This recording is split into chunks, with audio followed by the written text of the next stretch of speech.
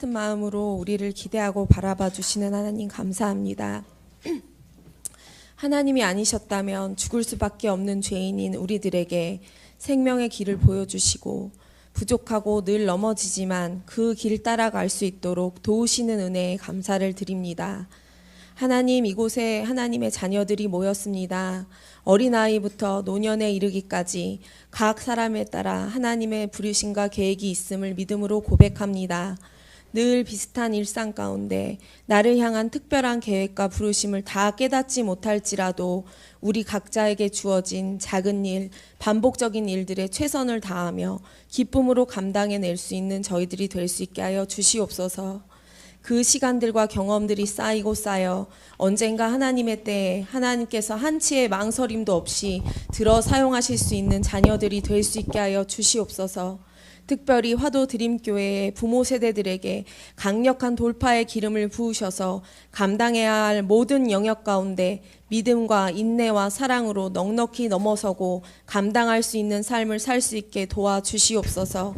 그 모습을 보고 자라난 자녀 세대들이 부모를 존경하고 부모의 뜻에 연합할 수 있게 하시고 하나님과 부모 앞에 순종하며 누릴 수 있는 더 큰 복의 길로 나아갈 수 있도록 은혜를 부어주시길 원합니다. 세계 열방을 꿈꾸는 자녀들이 되게 하시고 속해 있는 어떤 공동체에서든지 예수님의 마음을 품은 리더자로 섬기는 자로 우리의 자녀들이 세워질 수 있기를 간절히 기도합니다. 하나님, 우리나라를 위해서 기도하기를 원합니다. 우리나라의 지난 역사를 살펴보면 여러 이념과 사상의 차이로 분열됐고 분리의 아픔을 겪었음을 알 수 있습니다.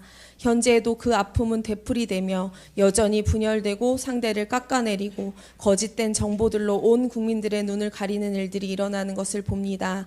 이런 혼란하고 어두운 시기에 우리나라를 위해 꼭 필요한 기도들이 무엇인지 깨닫게 하셔서 눈물로 나라를 위해 기도할 수 있게 하여 주시옵소서. 마지막 때에 우리나라에 맡겨주신 사명을 잘 감당할 수 있는 나라로 대한민국을 준비시켜 주시고 우리나라를 향한 하나님의 모든 계획과 부르심이 온전히 성취되기를 간절히 기도합니다. 예전에 하나님을 알았고 예배에도 참석했지만 지금은 하나님을 잊고 있는 수많은 자녀들이 있습니다. 그들이 다시 하나님을 찾고 만날 수 있는 통로로 저희 화도 드림교회를 사용하여 주시고 이 교회 가운데 믿음이 회복된 기적 같은 간증과 기쁨들이 넘쳐날 수 있도록 하여 주시옵소서. 아버지, 오늘 말씀 가운데 우리 각자가 꼭 들어야 할 말씀을 듣고 깨닫고 삶을 돌이킬 수 있게 도와주시옵소서. 말씀을 통해 각자의 죄와 연약함을 민감하게 돌아볼 수 있게 하시고 회복과 새로운 시작의 기회가 될 수 있는 예배가 되기를 간절히 원합니다. 우리의 예배 가운데 하나님 홀로 영광 받으시기를 기도하며 이 모든 말씀 예수님의 이름으로 기도합니다. 아멘.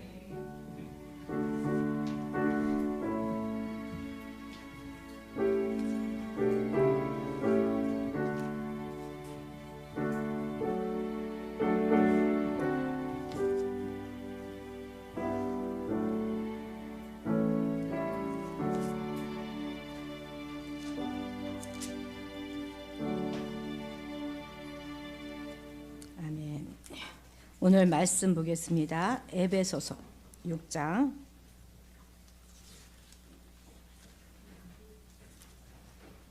1절부터 3절까지 보고요. 마태복음 16장 18절에서 20절까지 한 목소리로 읽겠습니다. 자, 먼저 에베소서 말씀입니다. 6장 1절에서 3절까지 함께 읽겠습니다. 읽습니다. 자녀들아, 주 안에서 너희 부모에게 순종하라. 이것이 옳으니라. 내 아버지와 어머니를 공경하라. 이것은 약속이 있는 첫 계명이니 이로써 내가 잘되고 땅에서 장수하리라. 아멘. 마태복음 16장입니다. 16장 18절에서 20절 한 목소리로 읽겠습니다. 18절 읽습니다. 시작. 또 내가 네게 이르노니 너는 베드로라. 내가 이 반석 위에 내 교회를 세우리니 음부의 권세가 이기지 못하리라. 내가 천국 열쇠를 네게 주리니 내가 땅에서 무엇이든지 매면 하늘에서도 매일 것이요 내가 땅에서 무엇이든지 풀면 하늘에서도 풀리리라 하시고 이에 제자들에게 경고하사 자기가 그리스도인 것을 아무에게도 이르지 말라 하시니라. 아멘. 자, 오늘 말씀 전합니다. 부모님은 우리에게 하나님의 대리자 되십니다. 이 사실을 모르시는 분은 없죠, 그죠? 하나님께서 우리를 이 땅에 보내실 때 부모님을 통해서 보내시고 또 그분의 보호와 양육 가운데서 오늘까지 우리가 살게 하시고, 그래서 우리가 아무것도 할 수 없었던 그런 핏덩이 시절부터 줄곧 부모님의 헌신 속에서 우리는 살아왔습니다. 우리가 그분들의 피와 살을 먹고 살았다 해도 과언이 아닐 것입니다. 우리가 앞으로 살아가면서 크고 작은 많은 어려움들도 계속 고난과 어려움 가운데 처하게 될 텐데 그때 가족만큼 특히 우리 부모님만큼 우리에게 힘이 되는 존재는 없을 것입니다. 실제로 부모님이 계시지 않는 사람들은요 엄청난 외로움 가운데서 살아가게 됩니다. 그 존재의 뿌리가 흔들리게 되기 때문에 어디서도 그 안정을 찾지 못하는 경우가 많습니다. 그래서 버림받았다고 생각하는 입양아들조차도 결국에는 부모님을 찾아서 돌아오게 되지 않습니까? 여러분들의 부모님은 어떤 분들이셨습니까? 저희 아버지는 참 능력이 없으신 그런 분이셨어요. 현실감도 없고 그저 남한테는 너무너무 잘해주면서 가족에게는 아무것도 해줄 수 없었던 그런 분이셨습니다. 그런 남편과 평생 살면서 저희 어머니는 얼마나 많은 어려움을 겪어야 했는지 모릅니다. 이제서 생각해보면 그 시간들이 얼마나 외롭고 힘들었을까 하는 생각도 듭니다. 초등학교 교사였던 저희 어머니는 당신을 위해서는 정말 옷 한 벌도 사입지 않으셨어요. 모든 것을 자식들을 위해서 희생하고 또 헌신하셨습니다. 그런데 정작 저희 엄마는 부모에게도 또 남편에게도 자식에게도 그렇게 사랑을 받지 못하고 사셨던 것 같습니다. 저와 제 여동생이 대학 다닐 때는 정말 재미있게 교회 생활을 하며 다녔어요. 얼마나 교회가 신나고 재미있는지요. 교회만 빠져 살았어요. 그런데 그때 저희 어머니는 정말 외로우셨을 것입니다. 하나밖에 없는 아들은 산에 미쳐 돌아다니고 두 딸은 예수에 미쳐 교회에 빠져서 그 많은 시간들을 홀로 집에 계셨어요. 월요일부터 토요일까지 이제 학교 나가서 아이들을 가르치셨고 토요일 날 푸짐하게 모든 준비를 해서 고속버스를 타고 서산으로 내려가셨어요. 교통편이 좋지 않았잖아요. 그 연날엔. 왜냐하면 저희 아버지께서 이런저런 사업 다 망하시고 서산에 산골에 가셔서 농사를 지으셨기 때문이죠. 그리고 토요일 일요일날 정말 그 떼약볕에서 그 농사 짓는 일을 돕고는 그 수확한 그 수확물들 농산물을 머리에 이고 지고 고속버스를 타고 다시 집으로 돌아오셨어요. 얼마나 고단한 삶이었겠습니까? 그리고 월요일날 또 출근하시고 토요일 일요일 푹 쉬다가 예쁘게 단장하고 그렇게 출근하고 싶지 않은 사람이 누가 있겠습니까? 얼굴은 늘 햇빛에 새까맣게 탔고 기미가 가득하고 변변한 옷 하나 없이 그렇게 늘 출근하셨습니다. 그런데 저는 늘 엄마가 궁상 떤다고만 생각했었어요. 이제자 그렇게 살았던 우리 엄마의 젊은 날이 참 안쓰럽습니다. 저보다 지금 제 나이보다 훨씬 젊었을 때였을 텐데 요 며칠 제가 엄마 옆에서 병간호를 했습니다. 치매로 막 횡설수설 하시고 똥기저귀를 막 몇 번씩 갈아들이면서 그래 우리 엄마는 평생 이런 어리광 누구한테도 부려보지 못하고 살았을 텐데 하는 생각을 하니까 제가 그 엄마의 엄마가 돼서 돌볼 수가 있더라고요. 언젠가 제가 엘리베이터를 타려고 이렇게 서 있는데 제 앞에 두 노인네가 두 할머니 두 분이 이런저런 얘기를 서로 죽거니 받거니 하고 계시는 거예요. 제가 그 뒤에 서서 이렇게 이제 그것을 지켜보아 듣고 있었었는데 그 중에 할머니가 아이고 팔자 좋은 할머니시네요. 아들 미국에 사는 아들 집에 다녀오셨는가 봐요. 그래서 아들네와 함께 이제 디즈니랜드를 이제 여행하고 오신 이야기를 하십니다. 아들이 자꾸만 그 손주를 이게 목에 무등을 태우고 그 큰 넓은 데를 걸어 다니고 돌아다니는 거예요. 아니 그러니까 아유 좀 내려놔 이런데 말을 안 듣고 돌아다니더라. 그러면서 하시는 말씀이, 저는 그게 지 자식이니까 이뻐서 그렇겠지만 나는 그 애비가 내 자식이잖아. 그러니까 너무 그 애비가 힘든 게 너무 안쓰러운 거예요. 부모 마음은 다 그런 것입니다. 자, 우리 6장 1절 같이 한번 읽겠습니다. 자, 6장 1절 시작. 자녀들아, 주 안에서 너희 부모에게 순종하라. 이것이 옳으니라. 그러니까 그냥 순종하는 게 아니라 주 안에서 순종하는 것입니다. 하나님을 믿지 말라 말씀하시든지 우상에 가서 절하라든지 점을 봐라 이렇게 말하는 것은 우리가 순종하면 안 되는 것이지요. 바울이 지금 에베소에 있는 교회에 편지를 보내는 거예요. 에베소서는. 그래서 아내와 남편에게 또 자녀와 부모에게 그리고 종과 상전에게 딱 필요한 한마디씩 말씀을 딱딱 뽑아서 지금 당부하고 있는데, 그중에 자녀에게는 부모에게 순종할 것을 가르치고 있는 것입니다. 그것은 자녀들에게 가장 기본적이고 반드시 지켜야 될 덕목이 바로 이 부모에게 순종하는 것이기 때문에 그렇습니다. 자녀가 부모에게 순종하지 않잖아요.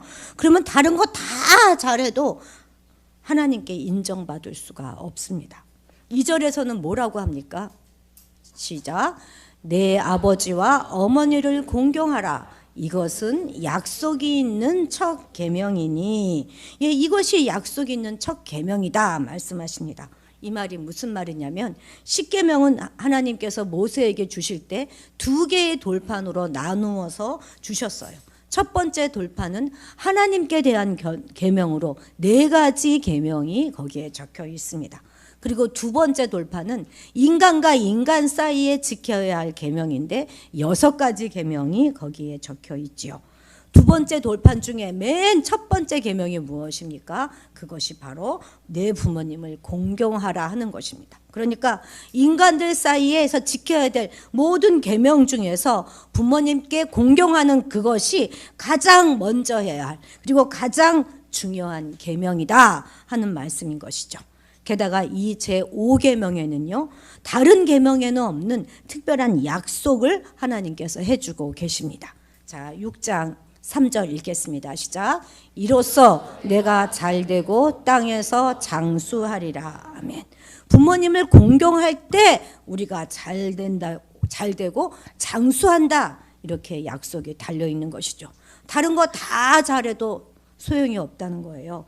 부모님을 공경하지 않으면 말짱 도루묵이라는 거예요. 아무 소용도 없다는 것입니다. 예수님도 우리 인간적인 표현을 빌려서 말하면 효자셨어요. 하나님 아버지의 뜻대로 언제나 행하셨고 그분의 말씀에 늘 순종하셨습니다. 어느 것 하나 당신 마음대로 하신 일이 없으셨고 오직 하나님의 뜻을 물으셨고 그분의 말씀대로 사셨어요. 심지어 마지막 순간에 전혀 순종하고 싶지 않았던 그 일조차도 아버지 내 뜻대로 마시옵고 아버지의 뜻대로 하시옵소서, 이렇게 기도하시면서 십자가의 길을 가셨습니다. 우리 그리스도인들은 예수님처럼 살아가야 되는 거잖아요. 그죠? 우리 어린이들도 잘 들으세요. 부모님께 함부로 대하는 그 친구들은 그 인생이 절대 복받는 인생 될 수가 없습니다. 하나님 아주 싫어하세요. 부모님께 공손히 대하는 거, 그거 습관입니다. 습관. 우리가 함부로 대답하고 말대답하고 그런 버릇을 하잖아요. 그럼 고치기 어려워요. 어렸을 때 우리는 부모님께 공손하게 말하고 대하는 그런 훈련을 반드시 해야 하는 것입니다. 제가 교회에 이렇게 있다 보면 누구라고 딱 집어 말하진 않겠습니다. 스스로 생각하십시오. 참 평상시는 공손하고 예쁘게 말하는 그런 친구인데 유독 엄마한테는 까칠하게 신경질적으로 말하는 친구들을 제가 몇몇 보았습니다. 안 돼요. 엄마도 상처받는다는 것 반드시 기억하시기 바랍니다.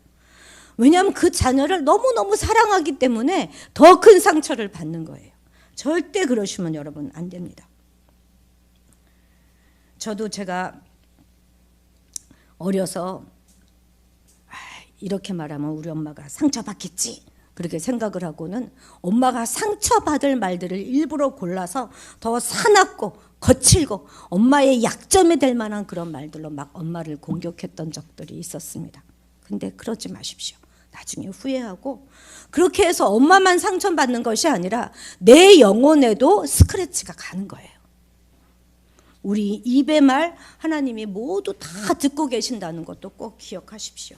우리 다 같이 함께 훈련하십시다.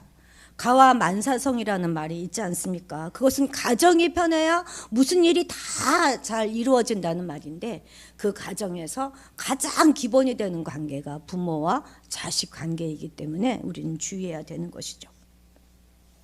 그런데 참 아이러니하게도요. 우리에게 가장 많은 상처를 준 분 또한 부모님이시라는 것을 우리가 인정하지 않을 수 없습니다. 툭툭 내뱉는 말들, 그 냉정한 태도, 형제들 사이에서 차별하는, 나를 인정해주지 않는 태도, 마치 하녀나 종 부르듯이 그냥 마구 부리는 그런 태도, 과도한 기대, 이런 모든 것들을 통해서 우리는 말할 수 없을 정도의 상처를 살아오는 내내 받았습니다. 부모님의 삶의 방식이 나의 삶의 방식에 영향을 미치고 내 의견에 상관없이 결정된 부모님의 그런 일들로 인해서 내 삶이 뒤죽박죽 되기도 합니다. 부모님의 이혼으로 아무 죄 없는 자식들이 말할 수 없는 고통 가운데 살아가야 하는 경우도 있습니다.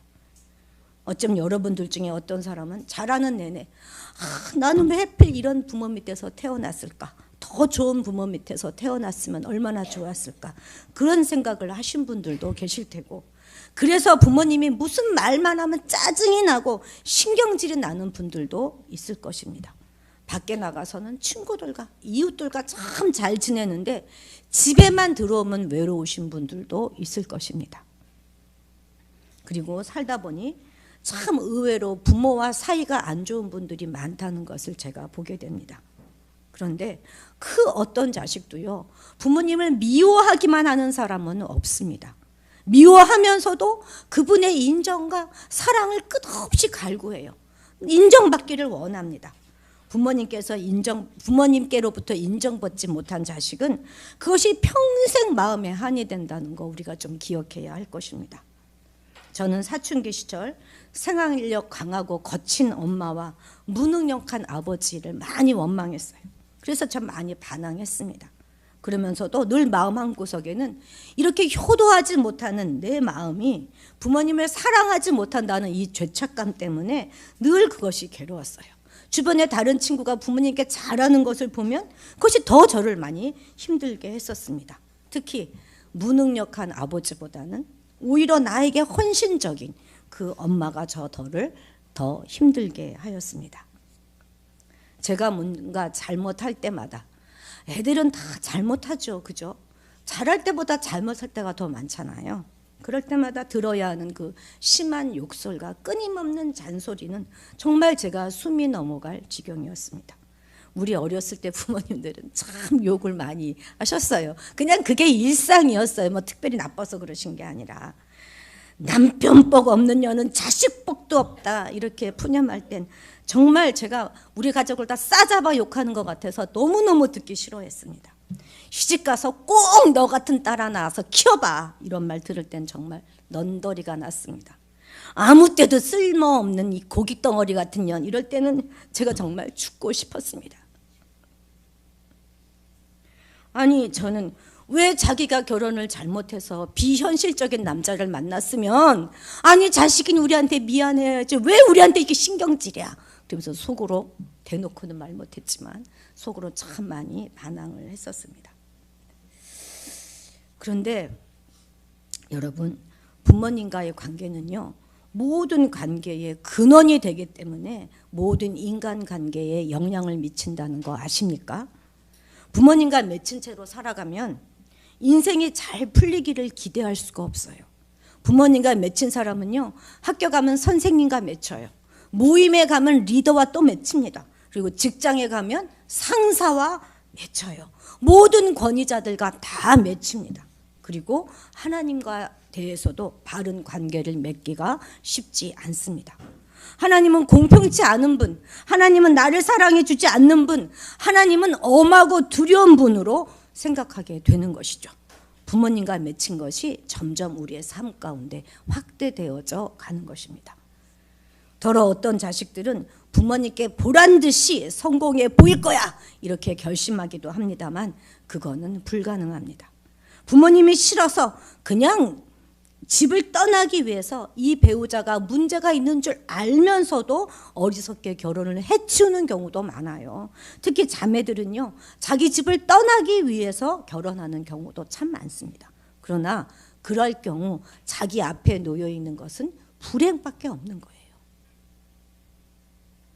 또한 부모님과의 나쁜 관계는요, 그대로 나의 자식에게 이어지는 게 대부분입니다.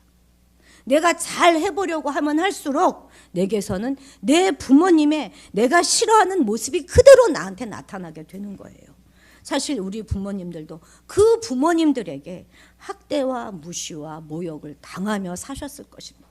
그것이 그대로 우리에게 내려왔고 우리가 또 그냥 아무 생각 없이 그냥 그것을 키운다면 그것은 또 나의 자식에게로 대물림하게 될 것입니다. 뿐만 아니라 우리가 우리 자신에게 갖는 이 느낌 있잖아요. 내가 나를 생각하는 이 느낌도 부모한테 오는 것이 강하기 때문에 우리가 부모를 생각하는 그 방식은 불가피하게 나를 생각하는 방식에 영향을 미쳐요. 그러니까 내가 부모를 막 미워하고 부모를 증오하잖아요. 그러면 우리는 내 자신을 증오하게 될 그 나 자신을 증오하는 그런 갈등에 막 휩싸일 그런 확률이 높게 됩니다. 만약 우리가 진정으로 우리 부모님을 사랑하게 되면 우리는 우리 자신에 대하여 더 나은 느낌을 갖게 될 것입니다. 그래서 우리는 하루빨리 부모님과 맺힌 그것을 풀어내는 것이 너무나 중요한 것입니다. 우리는 영적인 사람이기 때문에 결코 부모님을 미워하고는 우리 영에 평안이 올 수가 없습니다. 이제 우리는 그만 우리 부모님을 용서하고 우리 마음속에 부모님에 대한 미움을 제거해 버려야 할 것입니다. 그리고 우리의 믿음이 우리 자녀 세대로 대물림하지 않고 우리 대에서 끊어내기로 결단해야 하는 것입니다. 그런데 세상에서 어떤 다른 관계보다 부모와 가족에게 맺힌 것을 푸는 것은 가장 어렵습니다.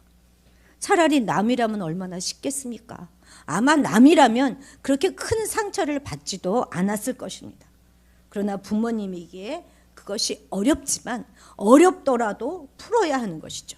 물론 잘하고 계시는 분들도 있으십니다. 그 어려운 상황 가운데서도 정말 순종하고 계시는 분들도 있겠지만 만약 맺힌 것이 있다면 이제라도 반드시 풀어야 할 것입니다. 풀지 않는다면 우리에겐 결코 평안이 올 수가 없습니다.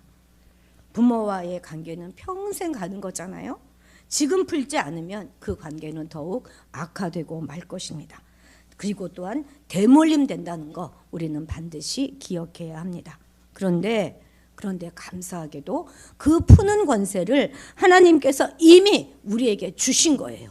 푸는 권세가 우리에게 이미 있는 것입니다. 마태복음 16장 19절 같이 읽도록 하겠습니다.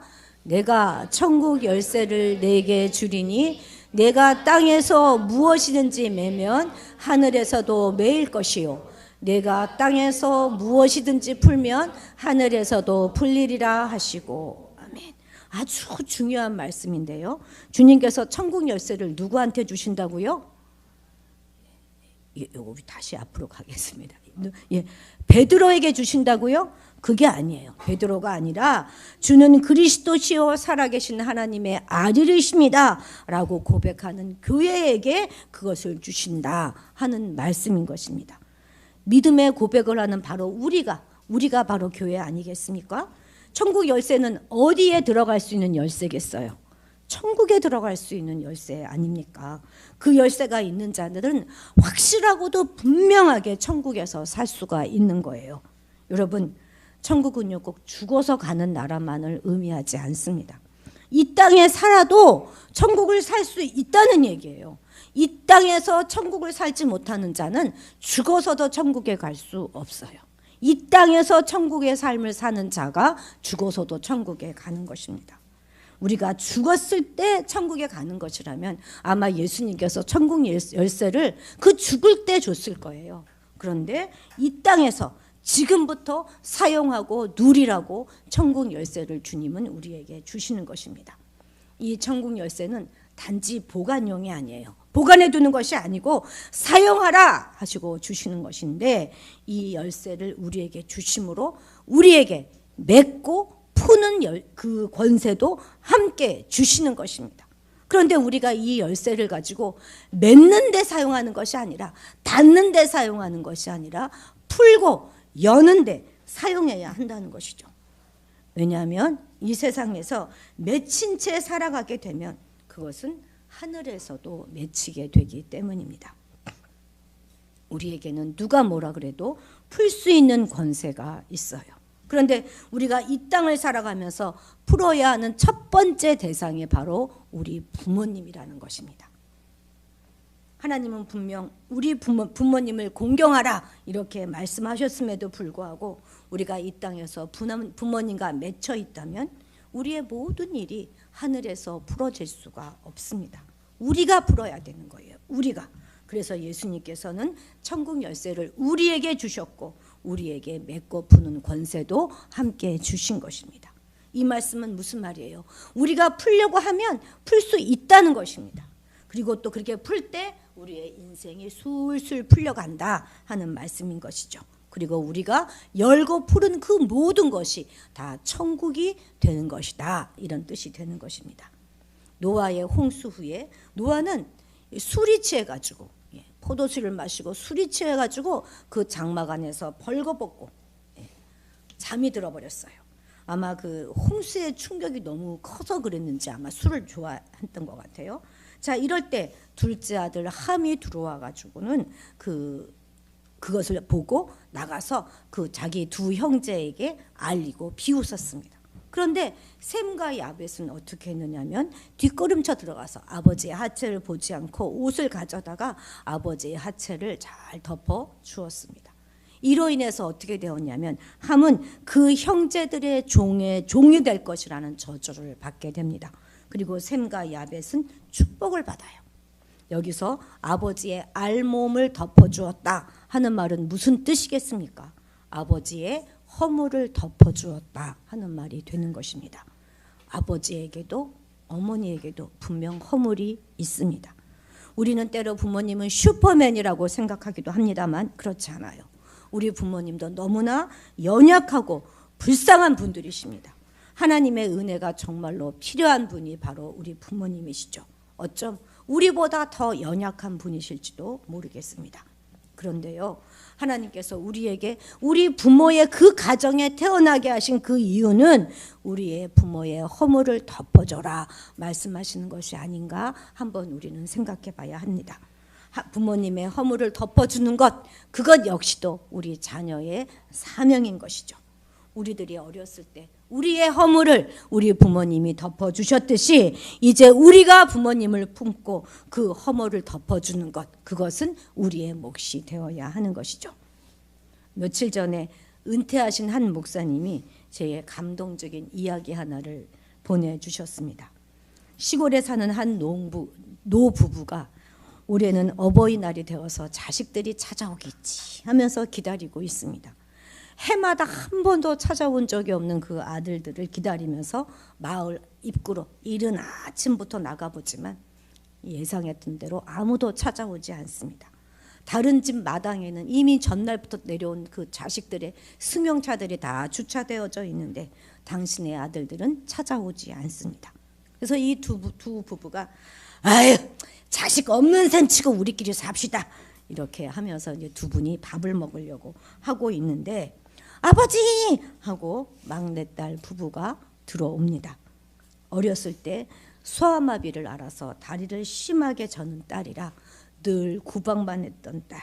그래서 몇 년 전에 한쪽 딸이 심하게 불구인 그 사위를 얻어서 시집을 보냈던 그 딸이 부모님 좋아한다고 쑥을 캐서 쑥 버무리 떡을 이렇게 해가지고 따뜻할 때 드려야 된다고 아침에 일찍부터 온 것입니다. 그리고 와서는 가슴에 이렇게 카네이션을 달아줍니다. 부족한 딸이라 불쌍하게 여기긴 하면서도 아들처럼 공부도 안 시켰고요. 결혼식도 안 시켜서 그냥 시집을 보낸 그 딸인데, 그리고선 있는 듯 없는 듯 신경도 안 쓰고 살았는데 어버이날이라고 이렇게 불쑥 찾아올 줄은 생각도 못했던 것이죠. 그것도 부모님 좋아하신다고 쑥 버무리 떡을 이렇게 밤을 새워가지고 해가지고는 이른 아침부터 올 것이라고 어떻게 생각을 했겠습니까? 그저 두 아들만 기다리고 있었지요. 무엇이든지 아들 형제에게만 해주려고 했지 몸이 불편한 딸은 언제나 안중에도 없었어요. 늘 온전치 못했다고 업신여겼던 부모님은 한없이 부끄러웠답니다. 불구의 몸이지만 딸의 마음이 이렇게 깊은 줄을 그제서야 깨닫고 아들 때문에 서운했던 그 마음이 딸로 인해서 풀어지게 되었다 하는 그 글을 제가 읽었습니다. 이 딸을 자라는 내내 얼마나 이 부모의 무시와 차별 때문에 마음이 아팠을까요? 이 딸도 하고 싶은 것도 많고 가고 싶은 것도 많았을 텐데 가장 사랑을 많이 받아야 될 부모에게서 그런 차별을 받았을 때 얼마나 가슴 아픈 시간들을 보내야 했겠습니까? 그런데 그 스스로 원망과 미움 속에 갇혀 살지 아니하고 그것을 사랑으로 이겨냈으니 완전히 인간 승리한 것이 아니겠습니까? 그리고 오히려 자기 부모님까지도 사랑으로 품어내었던 것이죠. 그래서 이 딸로 말미암아 온 가족이 다시 사랑으로 하나가 되게 합니다. 이 따님이 예수님을 믿는 분인지 저는 그것까지는 모르겠습니다만 오늘 아침 우리는 아주 훌륭한 모범을 이 따님에게서 보게 된 것입니다. 이제 우리가 우리 부모님을 안아드려야 합니다. 단지 그분들이 좋고 훌륭해서가 아니라 너무나 부족하고 긴장하고 있는 그분들을 이제 우리는 풀어드려야 하는 것이죠. 생각해 보세요. 우리 부모님들도 불과 얼마 전에는 자녀이셨습니다. 20여 년 혹은 30여 년을 그냥 자녀로 살다가 어느 날 충분히 준비되지 못한 채 결혼을 하셨어요. 또 두 사람이 서로 충분히 이해하고 맞춰 나가는 것도 정말 버거워 죽겠구만. 결혼 초에 얼마나 힘듭니까? 그런데 이제 거기에 아기가 태어난 것이죠. 둘이 사는 것도 어려운데 이제 셋이 된 거예요. 5이 됐어 너희 집은. 그러니 얼마나 엄마들이 힘들겠어요. 얼떨떨결에 부모가 되어서 엄마로서 아빠로서의 정체성에 혼란을 겪으면서 또 그 자식들의 교육과 삶에 큰 부담을 지고 지금 살아가야 하는 것입니다. 우리는 부모 교육이라고 하는 것은 우리도 마찬가지지만 우리 부모 세대도 전혀 받아본 적이 없어요. 더군다나 우리 부모 세대는요, 보고 닮아가고 싶은 그런 모델조차도 별로 없었던 그런 시대입니다. 그런데 감사하게도 우리에게는 훌륭하신, 너무나 완벽하신 하늘의 아버지가 계십니다. 그 아버지께서 요한복음 14장에 이렇게 약속해 주십니다. 18절 읽겠습니다. 시작. 내가 너희를 고와 같이 버려두지 아니하고 너희에게 오리라. 아멘. 그리고 시편 27편 10절 말씀도 읽겠습니다. 내 부모는 나를 버렸으나 여호와는 나를 영접하시리이다. 아멘. 우리에겐 이 하나님의 사랑이 있기 때문에 우리 부모님을 용서하고 풀 수 있는 것입니다. 우리 모두에게 부모로부터 인정받지 못하고 완전한 사랑을 받지 못한 상처가 다 있습니다. 하지만 완전한 부모이신 우리 하나님께서는 우리의 모든 상처를 치유하시고 우리에게 상처 준 그 사람까지도 품고 도리어 축복할 수 있는 넉넉한 은혜와 은사를 그리고 천국 열쇠를 주셨습니다. 우리의 부모님과의 모든 관계가 풀릴 때 우리의 삶과 관계는 획기적으로 풀릴 수 있을 것입니다. 언젠가 저는 한 청년이 단지 아버지와의 관계를 해결했을 뿐인데 시험 성적이 엄청나게 올랐습니다 라는 간증을 들었던 적이 있습니다. 마음의 무거움이 해결되었기 때문에 열릴 문을 향하여 곧장 달려갈 수가 있게 되는 것이죠. 그리고 부모님과 푸는 데는, 효도를 하는 데는 시간 제한이 있다는 것도 우리가 다시 한번 기억해야 할 것입니다. 저희 부부도 저희 시아버님하고 그렇게 좋은 관계를 맺지 못하고 살았었습니다. 자수성가하신 분으로 정말 아주 자상하시고 가정적이고 좋은 분이셨지만 장남인 저희 남편을 절대 인정해 주지 않았어요. 50도 넘은 아들에게 당신이 늘 선장이니 그냥 늘 시키는 대로만 그 말만 들어라, 시키는 것만 해라, 왜 네가 뭘 하려고 하느냐, 늘 이렇게 말씀하셨는데 그것이 늘 우리를 힘들게 하였습니다. 저희는 오래 사실 줄 알았어요. 워낙 건강하신 분이셨으니까. 그런데 정말 어느 날 갑자기 돌아가시고 말았습니다. 마지막까지 아버지의 인정을 받을 수 없었던 저희 남편은 아버지가 돌아가시고 나자 심한 우울증에 걸려서 오랜 기간 치료를 받아야만 했었습니다. 여러분, 오해하시지 마시기 바랍니다. 부모님을 용서한다는 말은 부모님과 우리 사이에 옳고 그름을 가리는 것이 아닙니다. 잘잘못을 가리는 것이 아니에요. 그것은 우리의 감정의 문제입니다. 100% 우리의 오해로 우리 안에 부모님에 대한 미움이 있을지라도 그 용서를 선포함으로 해결해야 되는 것입니다. 설령 잘못된 감정이라 할지라도 그걸 그냥 내버려 두면 그것이 사탄의 좋은 밥이 될 수 있기 때문에 우리는 오늘 해결해야 하는 것입니다. 부모님을 용서함으로 우리는 어제와는 전혀 다른 새로운 삶을 오늘 시작할 수 있습니다. 이것이 바로 천국 열쇠의 비밀인 것입니다. 그리고 그로 인해서 모든 관계에 얽힌 실타래가 풀어지는 놀라운 경험들을 여러분들은 하시게 될 것입니다. 그 누구와 맺힌 것 없이 살아가는 것이 얼마나 큰 하나님의 은혜인지 체험하게 될 것입니다. 기도하시겠습니다.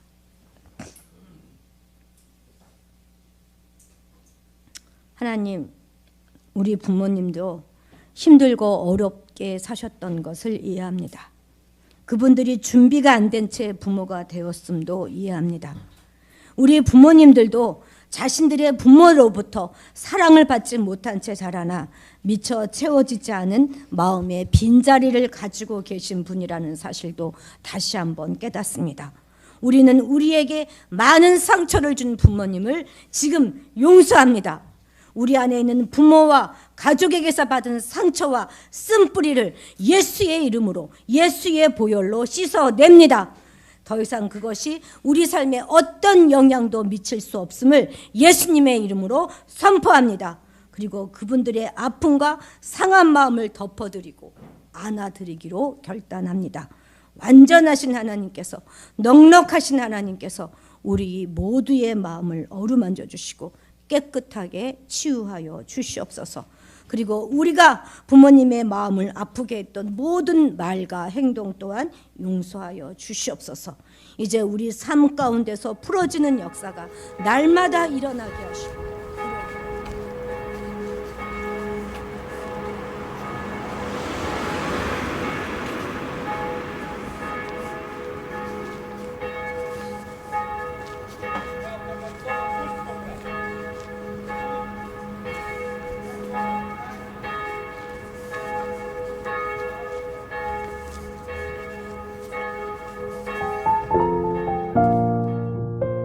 성서대학교에는 총 5개의 건물이 있는데 여러분이 앞으로 사용하실 공간을 중심으로 안내해 드리겠습니다.